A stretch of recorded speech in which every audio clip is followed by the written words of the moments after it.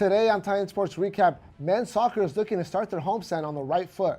Women's volleyball set themselves up in a great position with their first Big West Conference matchup, and Major League Baseball and fans all over the world lose one of its young superstars.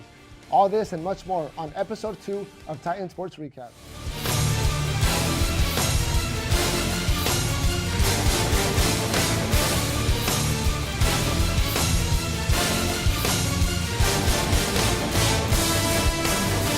Welcome back to another episode of Titan Sports Recap, bringing you the best video coverage of Cal State Fullerton athletics. We've got a great episode in store for you. I'm Alan Huerta, alongside my co-host, Sarah Fenton. Hi, Sarah. Hi, Alan. We had a lot of action in sports this weekend. Some of our teams even playing in some pretty high temperatures. Yeah, you're right. You know, men's soccer had a difficult game yesterday, not just on the field, but they had to battle some high temperatures. So speaking of soccer, let's get right into it. After kicking off the first 8 games of the season on the road or on neutral site, men's soccer made their home opener at Titan Stadium against the University of the Pacific. Winners of the last 4 of 6 games coming in, the Titans were looking to keep that winning momentum going. Things got very physical in the first half as Pacific came out looking to set the tone for the game early on. But just 13 minutes in, Fullerton's Ross McPhee has had enough as he and Pacific's Spencer Vu decide to exchange a few words. Moving forward to the 19th minute, Pacific gets on the board as a sweet through pass from Camden Riley gets to Tristan Blackman, who dishes it off to Julio Cervantes for his 4th goal of the season. Fullerton would be looking to respond quickly though, but they are unlucky as a great shot attempt hits the crossbar not just once, but twice.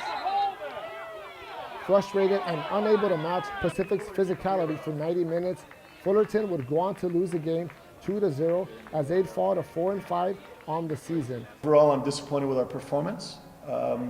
It's a huge learning curve for us. We think that with the depth on our team that we should be able to match a team like that, and we're going to have to get better. So, you know, go back to the drawing board, and we're going to have to learn from this. I think we got outworked. I feel like we were playing like casual, but definitely the physical factor may have been a factor. The volleyball team 4-set win on Saturday night against UC Riverside ended a 19-match conference losing streak that traveled back to November 15th of 2014. Sophomore Shimon Fayyad contributed to the Titans' win with 27 kills in 3 sets to 1 win against the Highlanders.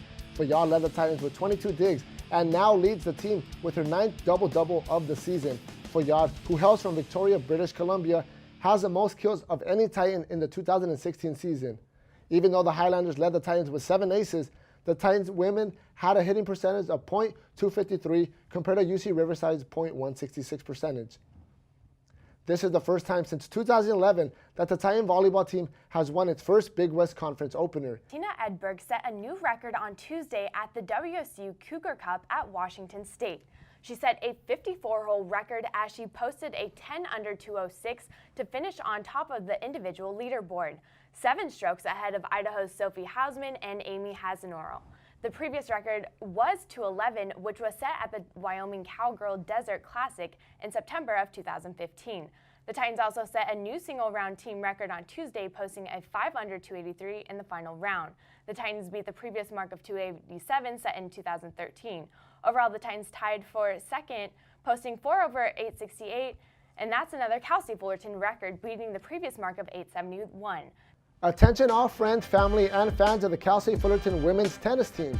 On Saturday, October 15th, the tennis team will be hosting a round-robin doubles tournament where players of all levels can participate in an exciting event as the Titans begin the 2016-17 season on Saturday, October 1st at the Riviera ITA Women's All-American Championships in Pacific Palisades, California. The participants will be joined with the current or former member of the women's tennis team and will compete against multiple double teams at the Titan tennis courts. The $150 ticket will include participation in round-robin double tournament, food, and beverages. The Tennis with the Titans event will hold an auction and an opportunity to talk to the team and the coaching staff. If you have any questions, please contact Lauren Schorner at 657-278-7034 or laschorner@fullerton.edu. Please RSVP at the link below. The baseball world lost one of its young superstars, Jose Fernandez, on Sunday morning. The 24-year-old Cuban native died due to a boating accident in Miami Beach. Fernandez was accompanied by 2 other males from the ages of 24 to 27. The 2 males were claimed to be personal friends of Fernandez. The 32-foot CV boat was discovered at the entrance of Miami Harbor, reported Florida Fish and Wildlife Conservation Commissioner spokesman Lorenzo Velos. Drugs and alcohol were not known to be on the boat, and autopsies have not been conducted. The Miami Marlins pitcher defected from Cuba at the age of 15 and became a baseball phenom, not only in the Miami organization, but on an international scale. And before we end today's show, we're going to play a game of win or lose. I will ask Alan which team will take a W or L based on their records and why. He has 7 seconds to give me an answer.